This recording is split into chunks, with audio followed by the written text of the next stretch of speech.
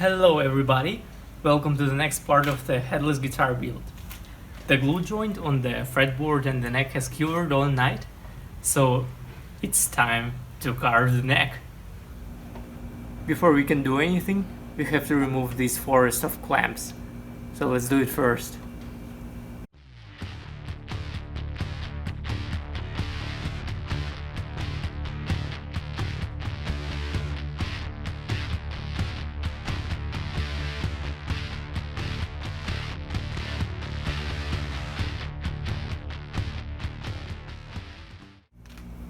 The glue joint is perfect. It couldn't have turned out anything better than this. So let me explain you what we will do and how we will do it. It is really starting to look like a guitar. Okay, now to the plan. So we have the neck going on like this, and if we look from the side, it's kind of a rectangle shape. And whether you're a guitar player or you're not a guitar player, you can probably figure out that, it needs to be something like circle. So, what I have here is a plan of what we are planning to do with this neck. So, you see, imagine this is the profile of the guitar from the side. So this is a rectangle, like so. So this is where we are at right now. So what we are going to do is a technique of carving the neck that is called faceting. So we take this face, we draw the middle, and we take this face, we draw the middle as well. Then we draw the middle of this middle, and we connect them. So you see, this dot and this dot, we connect them, and we get one more face, and all this material we need to remove. And if we remove this material, we are being very close to the shape that we will need. And so there is just a bit here and here and here. We will need to remove almost no material. So let me quickly transfer this design on the guitar neck, and we will get to carving. Okay, drawing is done. So you see, this line on the top, it corresponds to this line here, and this line on the side, it corresponds to this line here. So now we just connect them and cut all of this on both sides.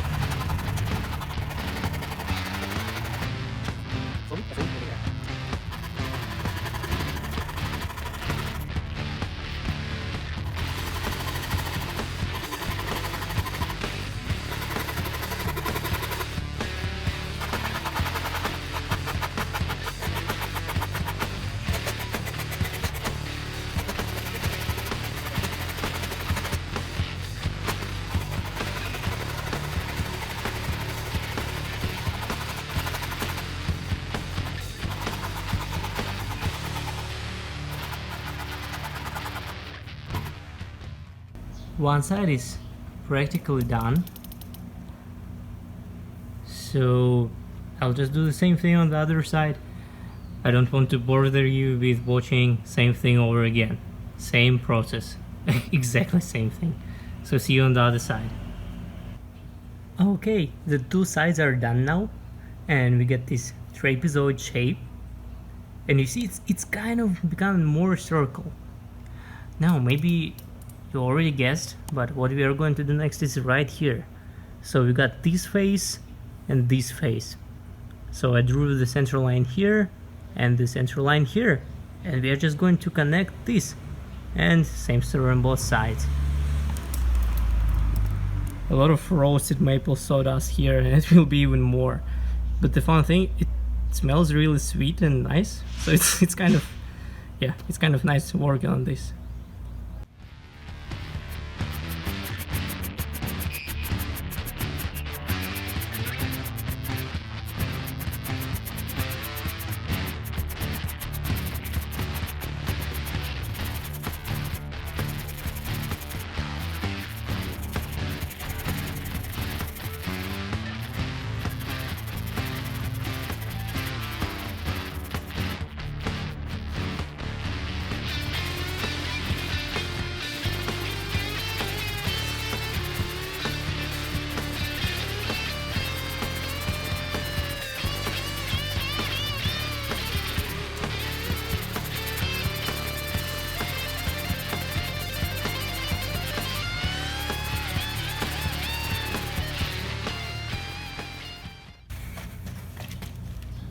Okay, as you can see here, you see now it's even more rounded.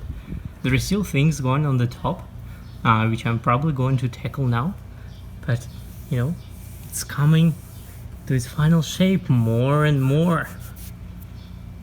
So according to our picture, we should be pretty close, because what I did there, I marked the middle there, I marked the middle here, and I connected them, and I removed all of this. So it should be pretty close to its final shape, and the only thing that we need to tackle is just this corner. And if you look, it probably makes sense because this is not really rounded. So let's round it over and see what it looks like.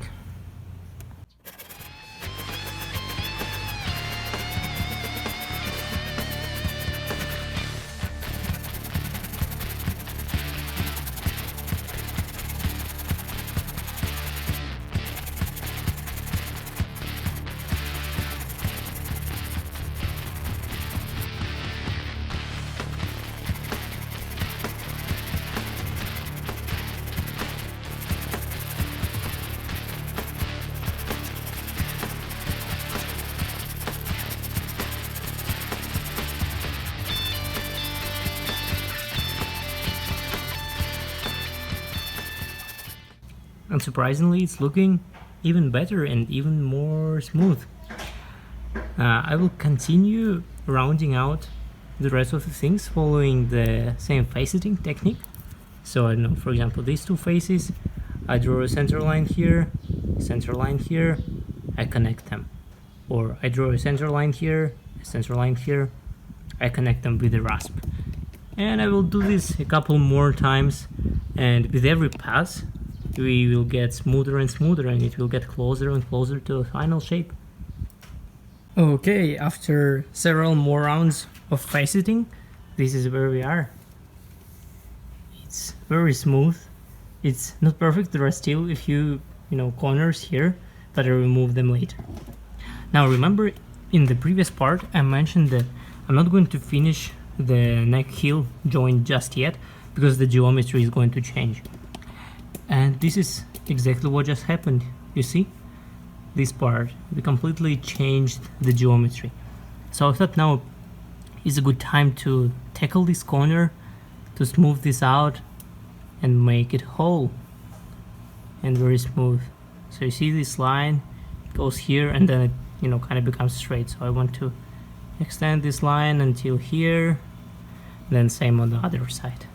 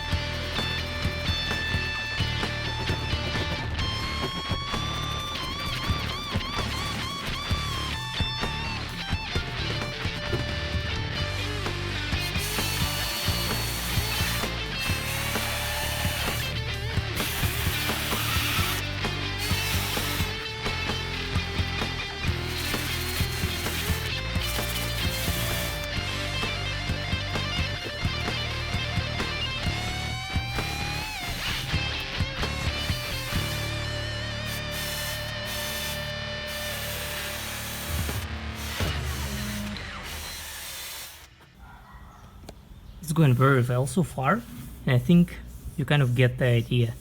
I'm trying to make a smooth transition, so it's more, about going back and forth with different kinds of equipment, fixing things, refining it more and more every time, and then getting to the final destinations.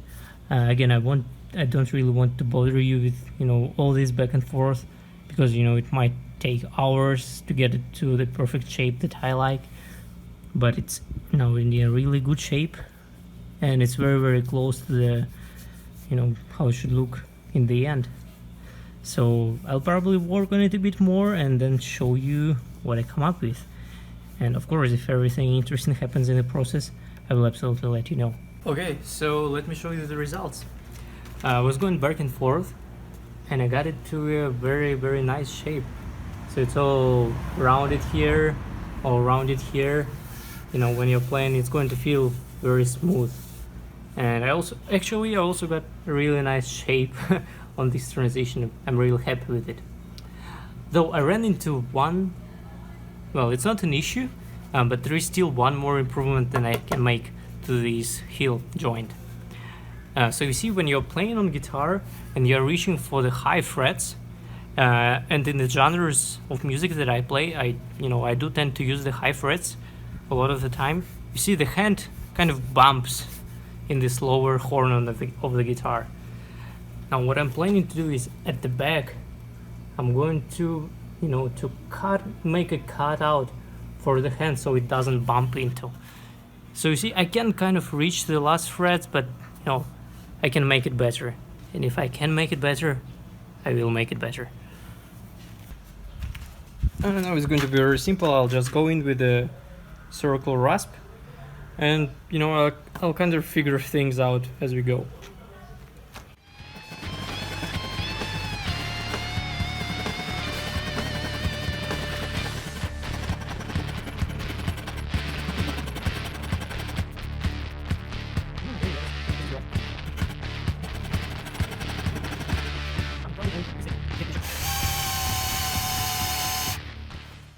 Okay, it's a good time to wrap it up for today. Let's have a quick recap. So we took the clamps off and we shaped the neck of the guitar. I'm not sure if you can see it, but now it is a nice deep profile neck. We also shaped the heel, so it feels really nice and smooth. And we added this little touch for the left hand to reach for the high frets. So this is what it's looking so far, and I love it. And we just made a huge step towards completing this project. It's still many things to be done, but then I have a feeling that very soon we'll be able to rock this sax.